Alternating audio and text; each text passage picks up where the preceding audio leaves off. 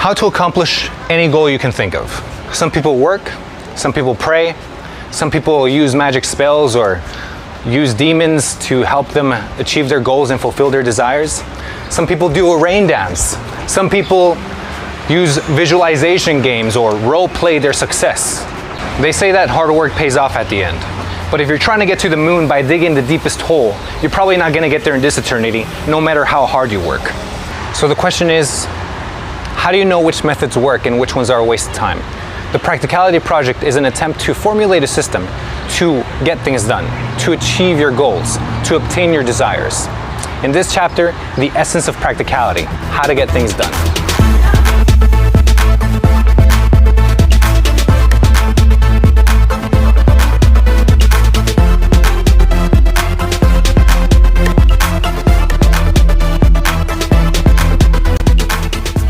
In our day and age, we have a common systematic way to obtain and establish knowledge and truth. We call this the scientific method, as pioneered by Aristotle before the Common Era.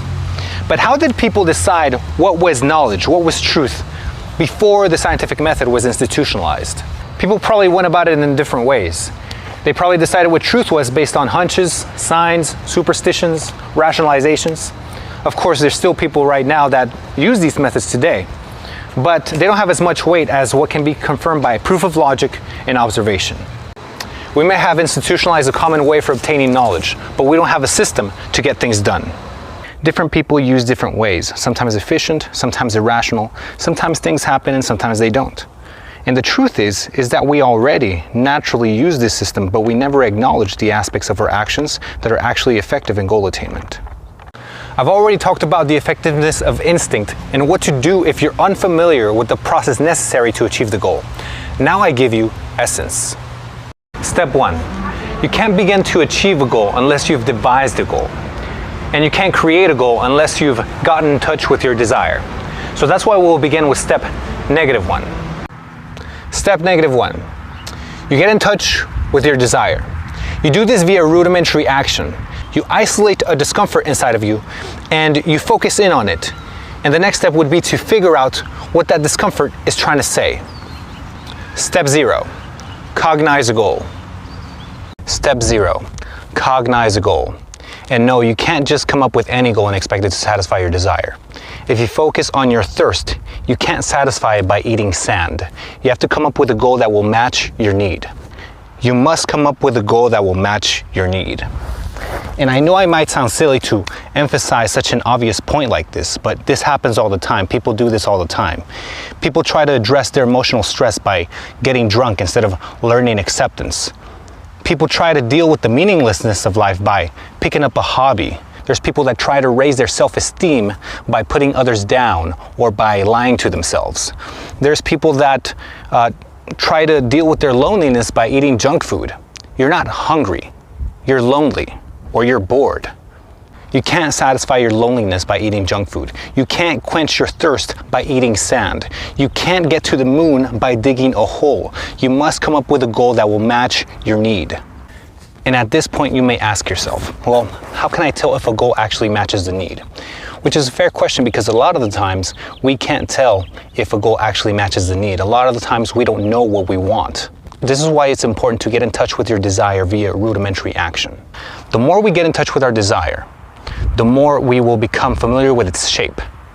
And the more we become familiar with its shape, the more we are able to distinguish its negative shape, its negative space. And that negative space is the archetype. And that archetype is the goal that will match our desire. And could it be that the reason why sometimes the goals that you come up with are inappropriate to satisfy your desires is because you haven't spent enough time trying to understand your discomfort, your desire.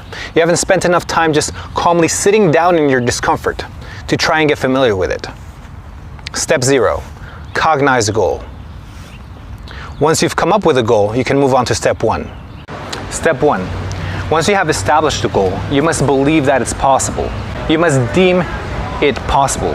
If you don't at some point believe that it's possible, It doesn't matter what happens. Even if you reach the goal, you won't consider it done. Step 2, become aware of the signs of attainment. In what ways have you already obtained your desire? In what ways have you already achieved your goal? When you see these things, you will pay more attention to what you have and you will become more aware of the advantages.